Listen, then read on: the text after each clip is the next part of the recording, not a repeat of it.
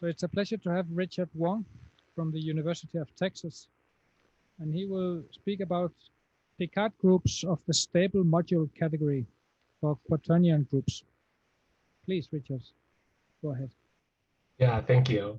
I'd like to thank the organizers for inviting me and being brave enough to, this is my first hybrid conference. So hopefully in the future, these can become the best of both worlds, of both virtual conferences and in-person conferences. Yeah, so like Joachim said, I'll be telling you about the Picard groups of the stable module category for quaternion groups. And all of this is going to be joint work with Jerome Vandermeer, who's a student at the University of Copenhagen. And hopefully we should be able to publish this paper this week. So keep an eye out for that if you're interested. So I'm going to tell you a little bit about the background of the problem. And kind of what this project is that it's an application of the tools of homotopy theory to study a problem in representation theory. In particular, it's the setting of modular representation theory, where you have this finite group G, and you're working over a field of positive characteristic. And this characteristic divides the order of the group. This is different from the usual flavor of representation theory. In particular, for example, Maschke's theorem.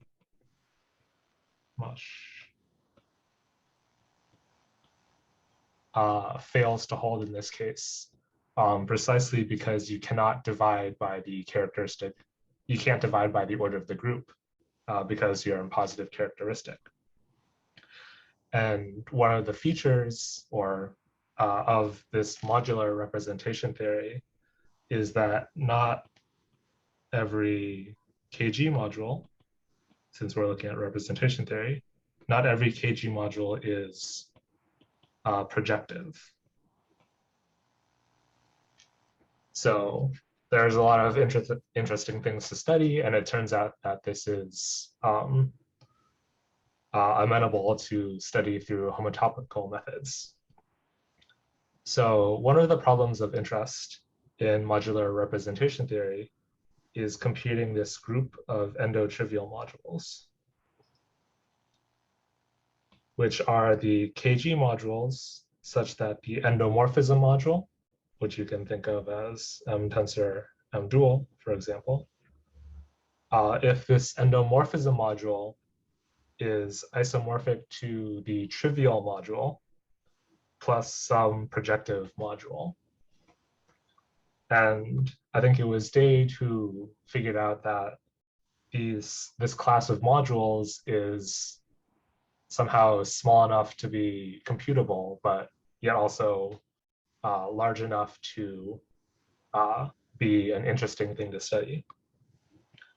So this group of endotrivial modules is something that, excuse me, that modular representation theorists care a lot about. But it turns out that you can approach this problem through homotopical methods. And this turns out to be, you can view it as something homotopical, which is the Picard group of something called the stable module category, which is kind of the homotopical version of a homotopical approach to modular representation theory. And these groups are kind of by construction or by definition the same thing. So if we can compute using the homotopical method, we can learn things about representation theory.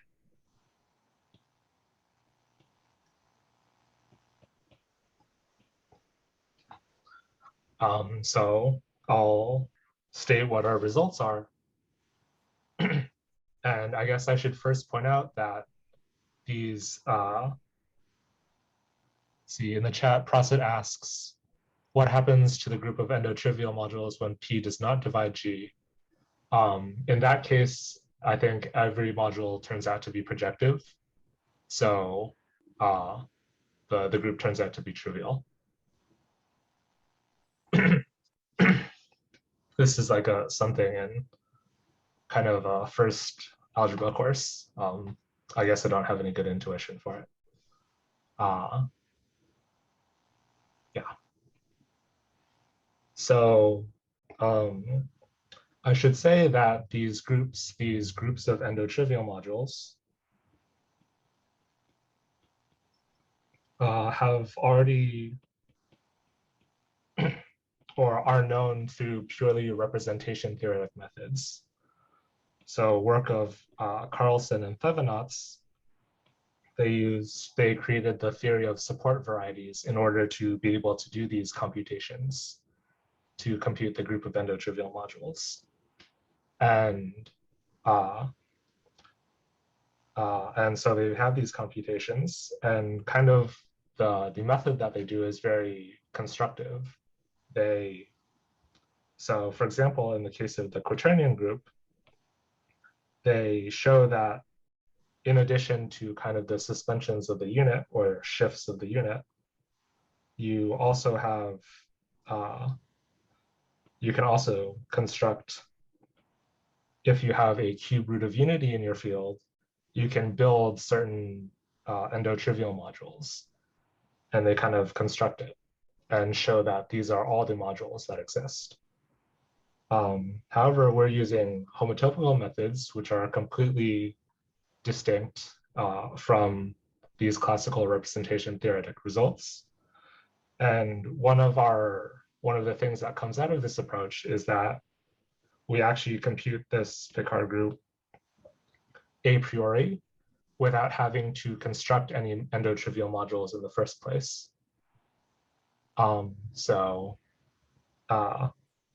In particular, we come up, there's like a satisfying, I guess, reason for why this cube root of unity comes up in the Picard group. So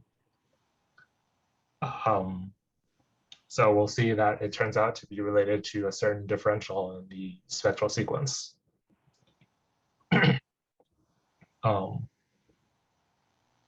Cool. So now I guess I'll begin with the background. So what is this Picard group? So this is kind of a group that you can construct anytime you have the structure of a symmetric monoidal category.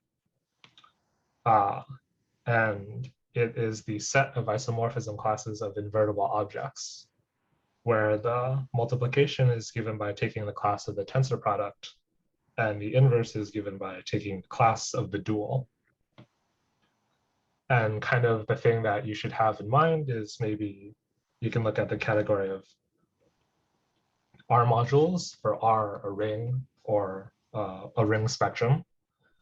And here you have the tensor product of modules, and the unit is going to be the ring itself. And this is kind of the intuition that you have.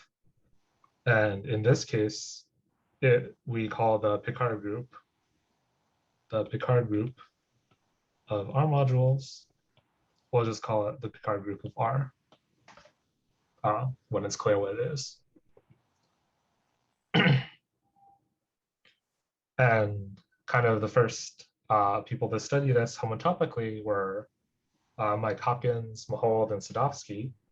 And an example is that if you look at the category of spectra, this is symmetric monoidal. If you take the smash product, the unit is the sphere spectrum, and it's even stable because it has a suspension functor. And what they showed is that the Picard group of spectra is isomorphic to the integers. And the way that you should read this result, you should read this result as saying if X is in the Picard group of spectra, then it turns out that X is actually homotopic to the sphere spectrum, but some shift of the sphere spectrum. As it's kind of clear that the sphere spectrum, I guess this should be a smash. If you smash with things in the negative degree, this is homotopic to the unit, the sphere spectrum. So the result is really saying that the only invertible things are the sphere spectra, or shifts of the sphere spectra.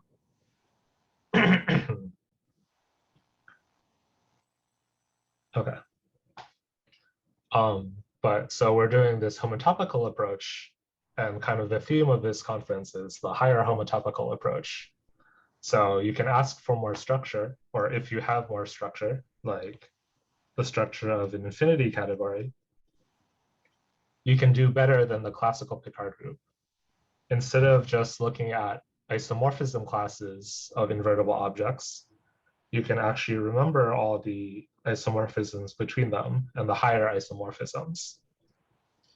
And if you do that, you get this infinity groupoid, which we call the Picard space. We can think of infinity groupoids as being spaces, and so we get a space out of this construction.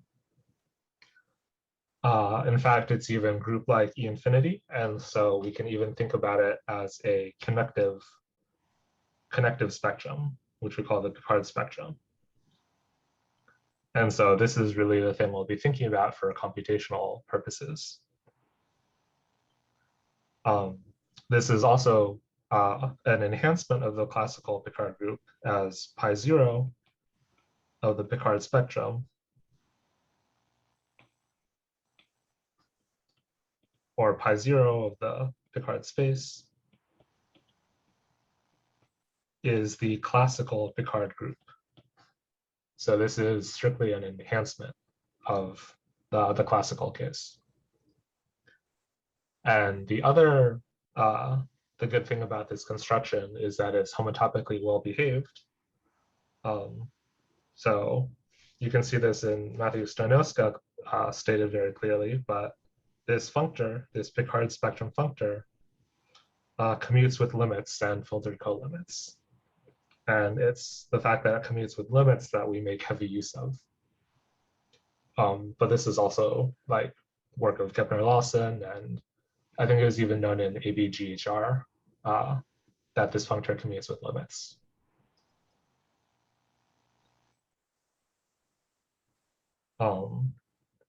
So an example of this Picard spectrum functor.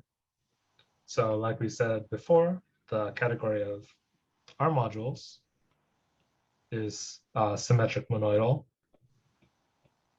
and it's even stable symmetric monoidal.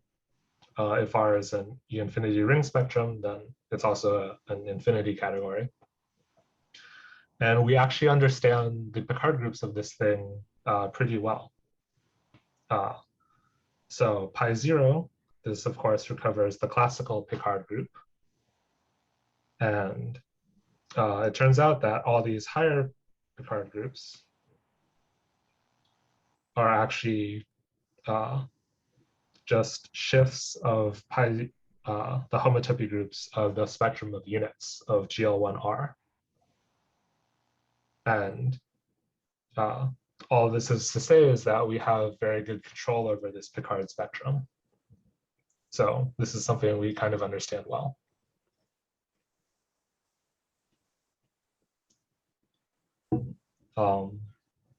And finally, the tool that makes everything work, or make our computations work, is the theory of Gal1 descent. So I'll explain the theory in detail later on in the talk.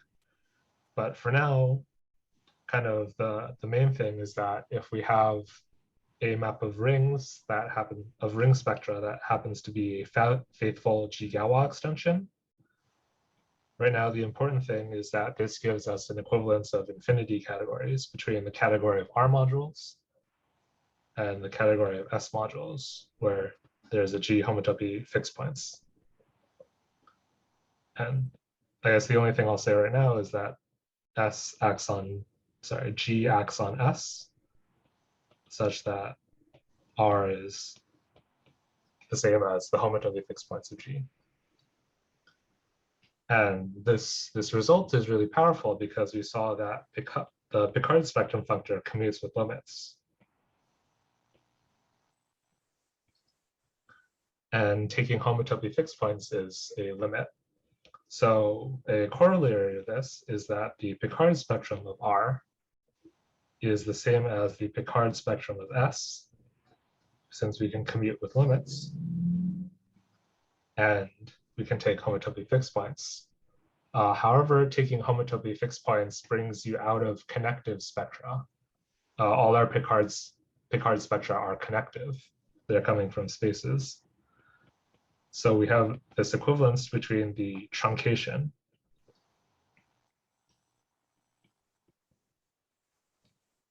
and this is our result, or this is a corollary of the work of Matthew and Stoynoska. And because all that we care about is pi zero, this tells us that pi zero of the Picard spectrum of R, which is the classical Picard group,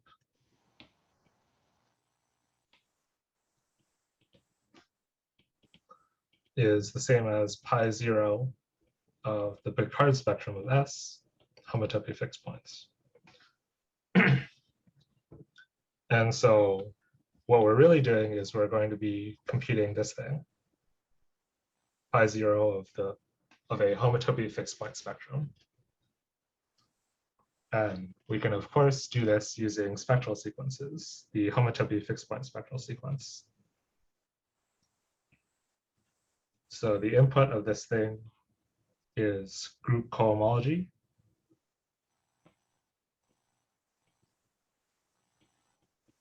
And the output is the homotopy groups. So this is the main tool that we'll be using.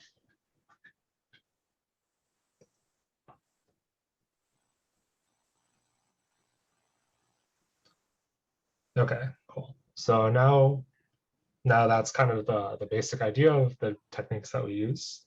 So now we'll turn to the stable module category and why we can use Gal1 Descent in this situation.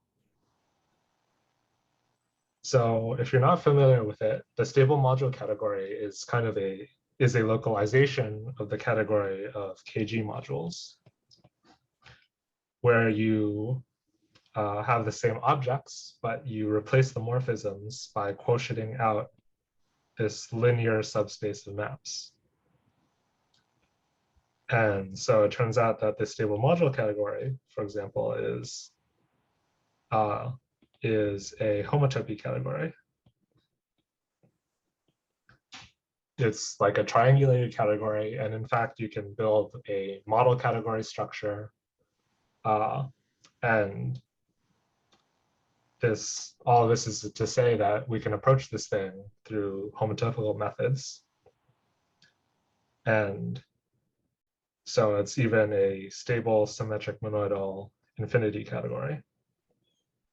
So we can use descent here, or so we can use the methods of homotopy theory here.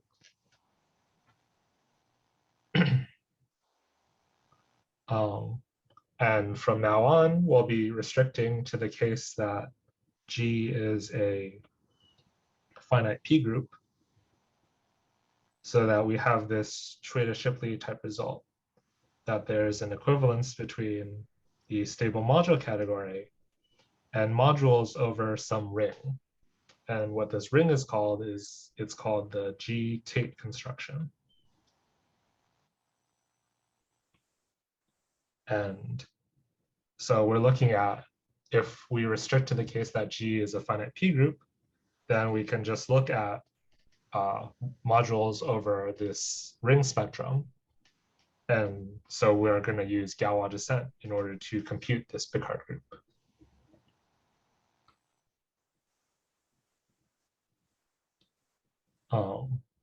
So really quickly, a refresher on what this Tate construction is.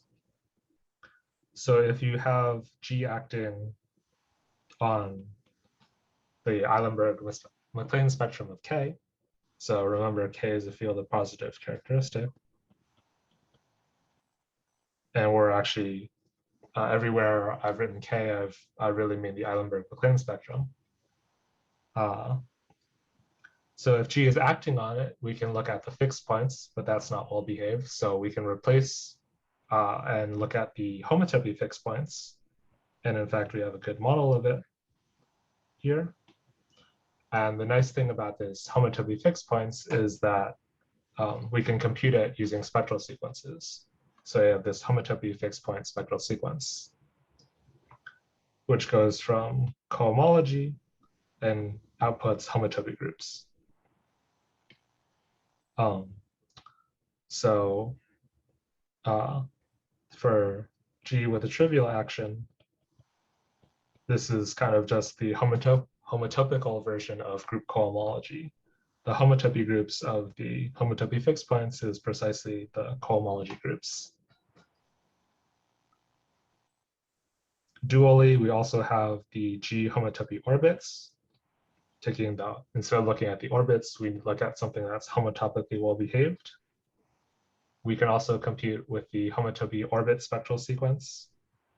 And this is also just a homotopical analog of group homology. And in cohomology, we have this thing called the norm map. So the zeroth group homology is the fixed points, and the zeroth group cohomology is the orbits. And we have a map between the fixed points and the orbits. We have this thing called the norm map,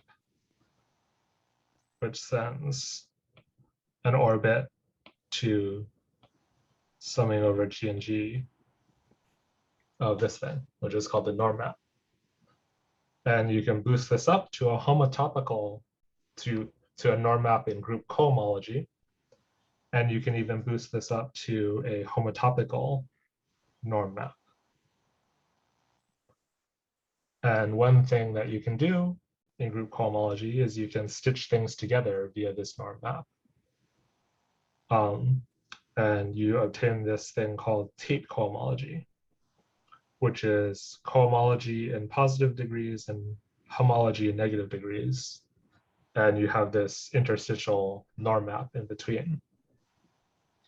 And just as you have this in algebra, you can also do this in homotopy. And so the Tate construction is defined to be the cofiber of this norm map. And so this is the Tate construction. And since these things are related, since we can compute homotopy orbits and homotopy fixed points using spectral sequences, you might expect that we can also compute the homotopy groups of the Tate construction via spectral sequence. And this is in fact the case. We have the Tate spectral sequence. And in fact, for G with a trivial action, this is the homotopical analog of what happens in algebra. And both the Tate spectral sequence and the homotopy fixed point spectral sequence both share nice properties. There's even a map of spectral sequences, which we make use of. I guess not converges. There's a map like that.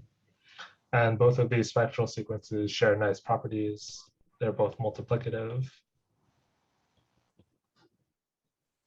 And there's, I guess, again, a natural map between these two, which makes computations very tractable.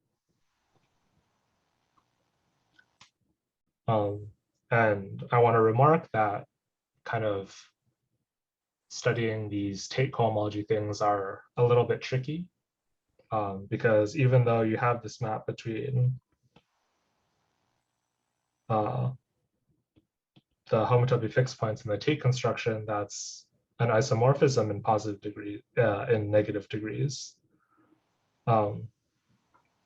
It turns out that multiplying by things that are in positive degrees in homotopy or negative degrees in cohomology is complicated. And for example, it turns out that if you, for example, look at the elementary abelian P group of order of the z mod P to the n, or if you look at the dihedral group, for instance, if you take any two elements in positive homotopy or negative cohomology, a result of Benson and Carlson, I believe, says that the products of any two elements in these degrees is going to be 0. So this is like a highly non-Noetherian thing. Nevertheless, we can actually understand these rings pretty well for certain groups, which makes the argument go. Okay, so now we'll move on to Gal1 Descent. So now we're going to fix Q to be a quaternion group. So either Q8 or Q to the 2n. And recall that this Schwede-Shipley type result allows us to look at modules over the Q take construction. And what we want to compute is we want to compute the Picard spectrum of KTQ, which is the Picard group of the stable module category, which is the group of endotrivial modules. And the tool that we have is this Homotopy fixed point spectral sequence, which allows us to do this as long as we have something called a faithful G Gal1 extension. So now I'll briefly recall what it means to be a faithful G Gal1 extension. It's kind of this super generalization of the theory of Gal1 theory. So you have the spectrum S, where G is acting on S, and you have a map of ring spectra such that two conditions hold. The first is that R is the homotopy fixed points of G. And this is kind of the obvious analog of the fixed point property of Galois extensions of fields. Then you also have this property that S tensor S is isomorphic to G, the dual of S, the G dual. And this is kind of like a deck transformation type condition. And moreover, if you have, you can ask for the following property of Galois extensions, which is that you want the functor of tensoring with S to be conservative. So that is, if you have an R module M such that S tensor R over M is contractible, then M itself must be contractible. So all these conditions together give you a faithful Galois extension. So we're interested in determining whether rings are Galois extensions are faithful. And so we use this result of Rogness, which says that a Galois extension is faithful if and only if the Tate construction coming from the G action on S is contractible. And so, of course, we can use the Tate spectral sequence to do that. So the result that Jordan and I proved is that if Q is a quaternion group of order 8 or a generalized quaternion, then it has a unique elementary abelian subgroup. Q has unique, which is isomorphic to the cyclic group of order 2. And it turns out that this induces maps between the homotopy fixed points and the Tate construction. And these are faithful Q mod H Galois extensions of ring spectra. So you kind of expect this to be true because, you know, KHQ is going to be isomorphic to KHH, HQ mod H. And this, you can use this to show the fixed point property. I guess the interesting thing that I'll tell you about is this faithfulness condition. So we do that through spectral sequence. So this is a picture of the homotopy fixed point spectral sequence computing KHH, HQH. So we need to understand the homotopy groups of KH Z mod 2, and we also need to understand the group cohomology, which is captured in these few pages. The homotopy groups of the homotopy fixed points are polynomial in 1 degree. And for the Tate construction,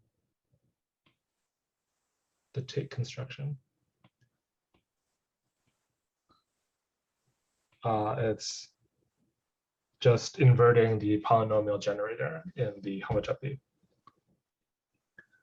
And we also know that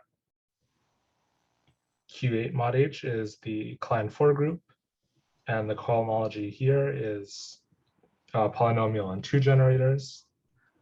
And for the generalized quaternion group, it's just this ring. So this is something you can understand classically using like the Serre spectral sequence. So you have this spectral sequence. So this is in the atoms grading. So this is the T minus S direction, and this is the S direction. And to study a spectral sequence, you need to know what the differentials are. And it turns out that the only differentials are this D2 and this D3 differential. And it's in fact the same picture for both the quaternion group of order 8 and the generalized quaternion group. The only difference is the ring structure.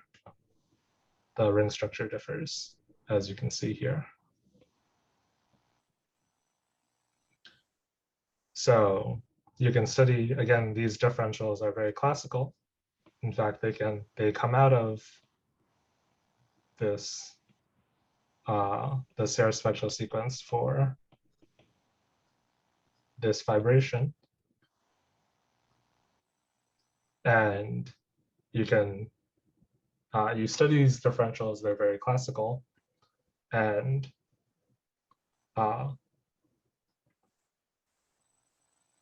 sorry, I'm missing a slide. So you can mod out by all these differentials, and the results, I guess I can show you this picture. The result is going to be everything here. It's going to be periodic of period 4.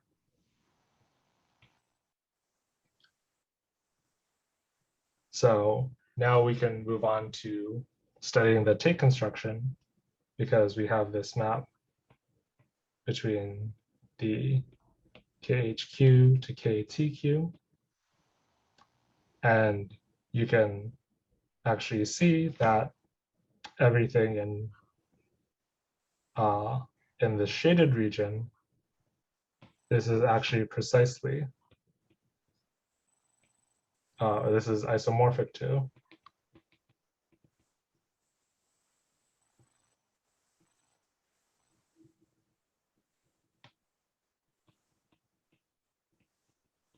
the homotopy fixed point spectral sequence for KHQ. And because we understand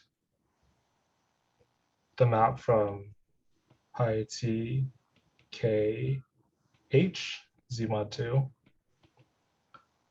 we can actually deduce all of these classes and differentials using the multiplicativity of the homotopy fixed point spectral sequence. So if here is 1, this generator is t inverse squared.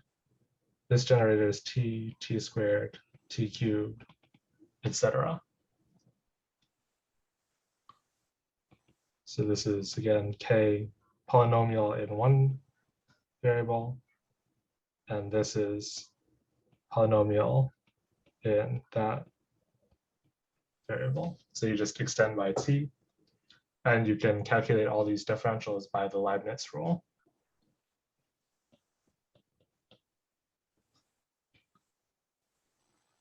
And so you quotient out by the D2 differentials. So this is the E3 page.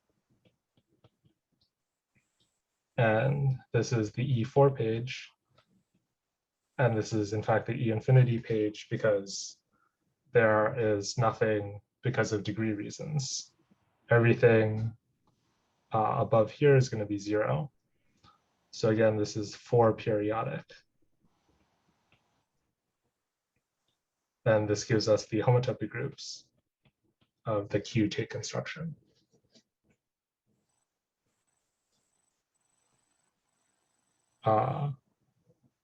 Yeah, so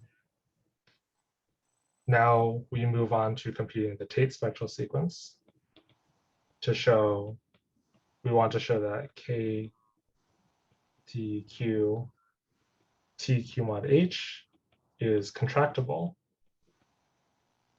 to show that the map of spectra between KTQ to KTS H, that'll imply that this is a faithful Galois extension. And it turns out, if you look at everything in positive S degree here, this is in fact the same picture that we just studied the last few slides.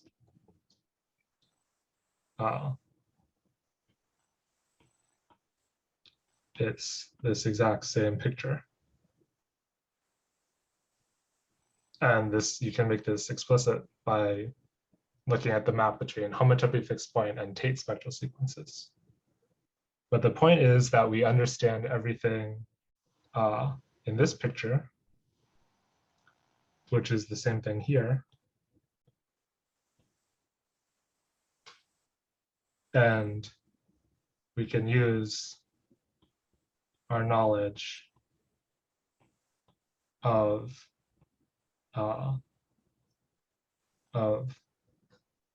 so let me say this. So this picture is coming from the homotopy fixed point spectral sequence.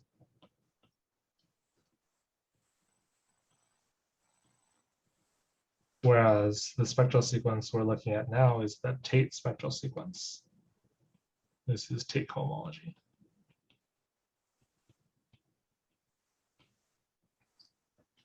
So it turns out that in the cases that we care about, we can understand the Tate cohomology. And that allows us to deduce all the classes and differentials in negative degree, and gives us total control over the spectral sequence. And all of that is to say that it turns out that this is the E4 page, and you have this E4, this D4 differential that turns out to kill off everything in the spectral sequence. So this is a kind of sketchy argument, tells you that the map of spectra from KTQ to KTH, where H, I guess, is Z mod 2, is faithful. So we have a faithful Q mod H Galois extension. And so we can use the tools of Matthew and Stoyanowska to compute the Picard spectral sequence.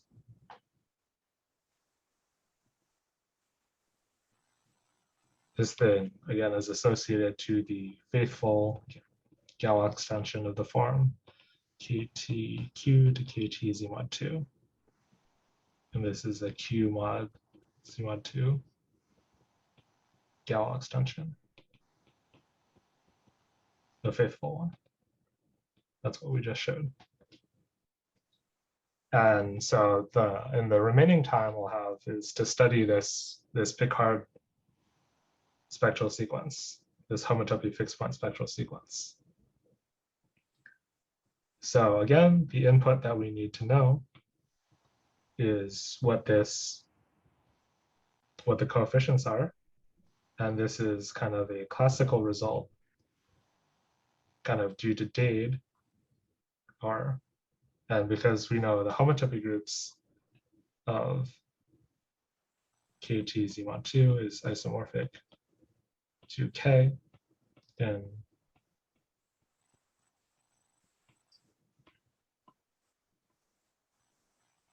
like so, we actually understand all the homotopy groups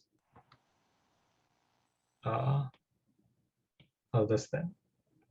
And we already know what the cohomology, what the group action is on this thing as well. So this is a picture of what the spectral sequence looks like. It turns out that all the differentials here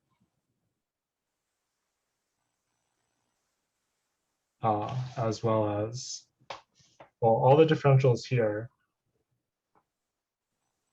come from the homotopy fixed point spectral sequence for KTQ.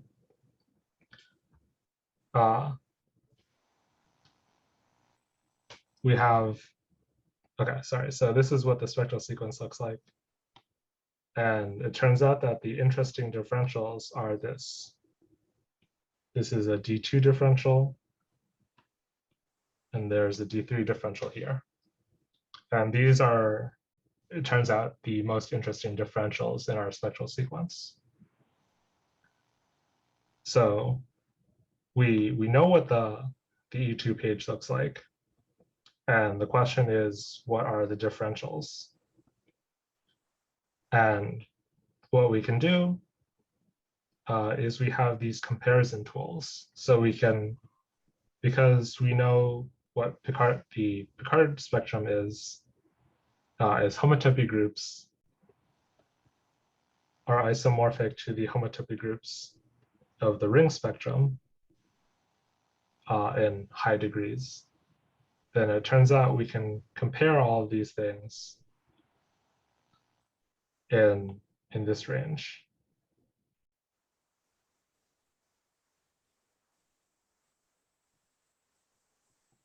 So everything here we understand. And moreover, the important thing to note is that by work of Akil Matthew and Vesna Stoyanowska, we have an identification of further differentials depending on what page of the spectral sequence you're on. So this identification of differentials for D2 is going to be yellow, and D3 is going to be blue, I guess. So this identification here from Matthew Stoyanowska allows us to calculate all the D2 differentials in this yellow region.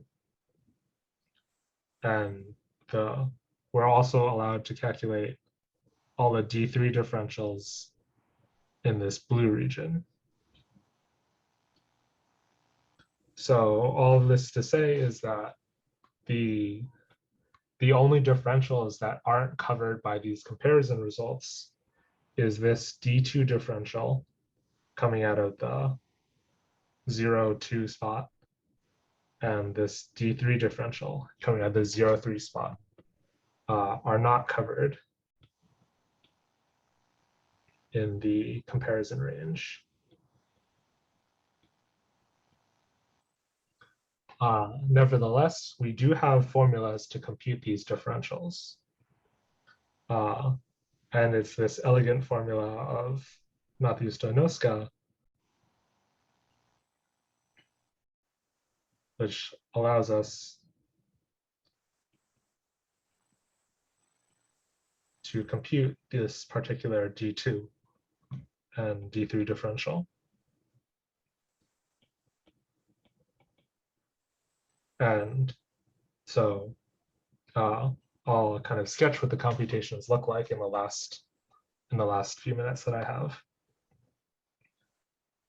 So again, this is the E2 page, and we know all the D2 differentials in this range. And I'll skip the red differential because it turns out to be always C2. It's not the interesting one.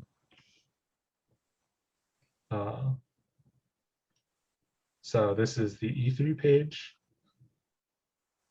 And the kernel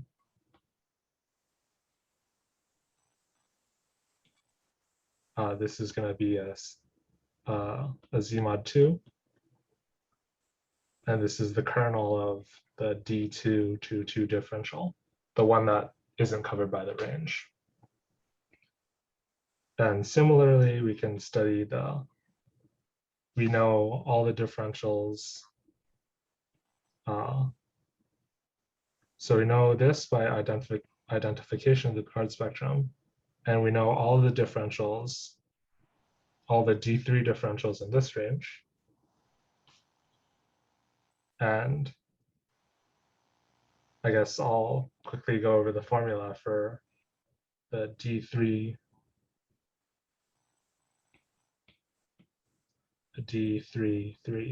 differential. This is the interesting one.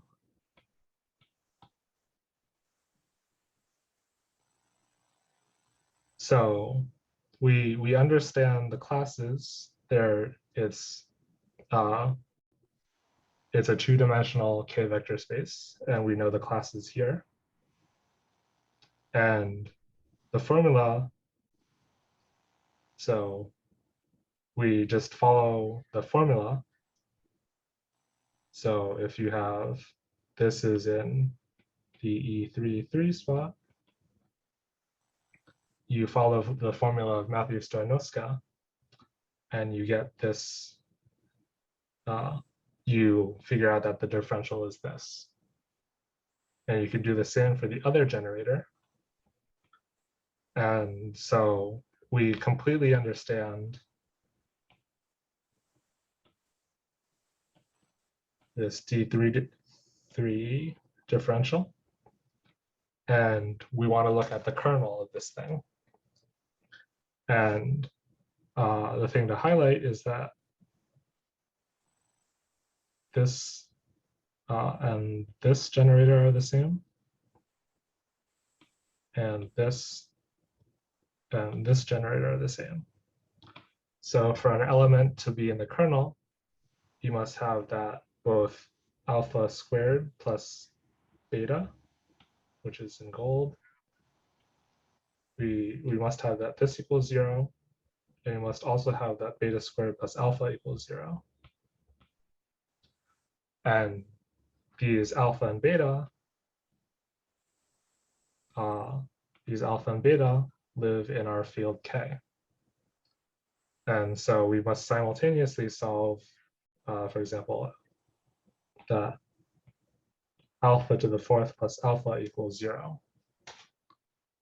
And so we always have the solutions alpha equals 0 or 1, but if K has a cube root of unity, then we have the additional solutions coming from alpha cubed plus 1 equals 0. So studying this D3 differential tells us why the cube root of unity shows up in our Picard group calculation. So if K has a cube root of unity, then we have 8 elements. We have that the Picard group of the stable module category for Q8 is going to be isomorphic to, well, we know that the size of this group is going to be 8. And we know that this is the same as pic of KTQ8. We know that KTQ8 is 4 periodic.